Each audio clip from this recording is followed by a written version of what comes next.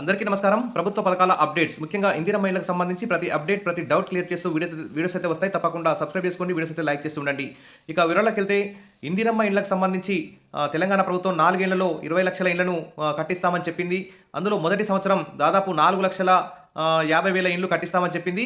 మరి దానికి సంబంధించి మొదటి విడతలో అయితే ప్రస్తుతానికైతే 4,16,500 ఇళ్లను మంజూరు చేసింది. మరి ప్రతి నియోజకవర్గానికి 3,500 చొప్పున మొదటి విడతలో ఇవ్వాలని నిర్ణయించింది.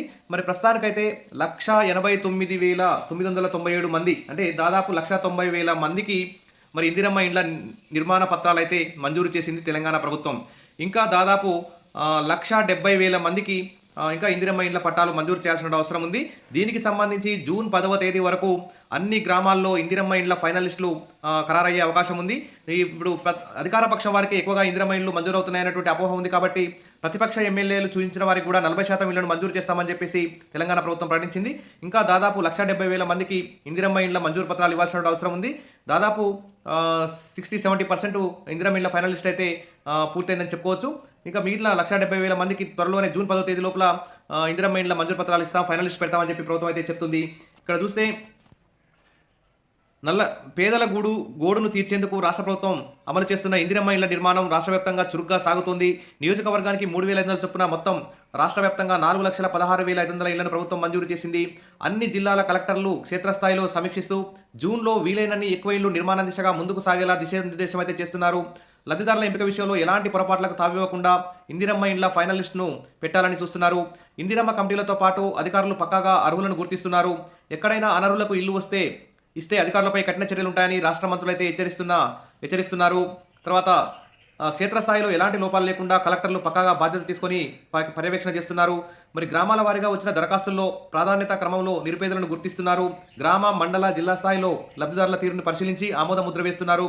ఇలా రాష్ట్ర వ్యాప్తంగా ఎంపీడీఓల స్థాయిలో 2,86,016 మంది లబ్ధిదారులకైతే ఆమోదం పొందగా కలెక్టర్ల స్థాయిలో 2,03,744 మందికి ఆమోదం లభించింది. ఇందులో మే 28 నాటికి 1,89,997 మందికి మాత్రమే ఇందిరమ్మ ఇండ్ల మంజూరు పత్రాలను ఇచ్చారు.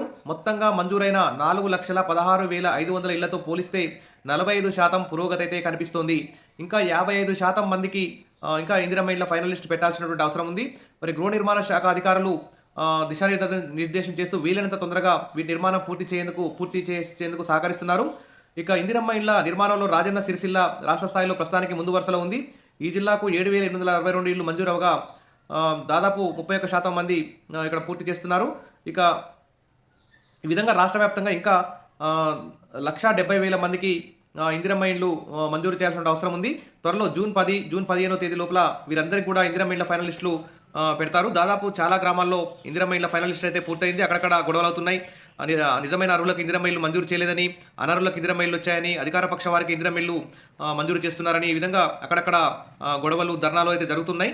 మరి అధికారులు, మంత్రులు, ఎమ్మెల్యేలు, కలెక్టర్లు, ప్రభుత్వం అందరూ కూడా సమీక్ష జరిపి నిజమైన అర్హులకి ఇందిరమ్మ ఇళ్లు వచ్చేలా చూడాలి. ఎవరైనా ఎక్కడైనా అనర్హులకు ఇందిరమ్మ ఇళ్లు మంజూరు చేస్తే వాటిని క్యాన్సిల్ చేసి నిజమైనటువంటి అర్హులకు ఇందిరమ్మ ఇళ్లు మంజూరు చేసే విధంగా చర్యలు తీసుకోవాలి. దీని మీద ఒక టోల్ ఫ్రీ నెంబర్ కూడా విడుదల చేయాలి. ఇక ఇందిరమ్మ ఇళ్లకు సంబంధించి మీకు ఏమైనా డౌట్స్ ఉంటే కామెంట్ సెక్షన్లో పెట్టండి. సబ్స్క్రైబ్ చేసుకోండి, వీడియోస్ అయితే లైక్ చేస్తూ ఉండండి. Thank you.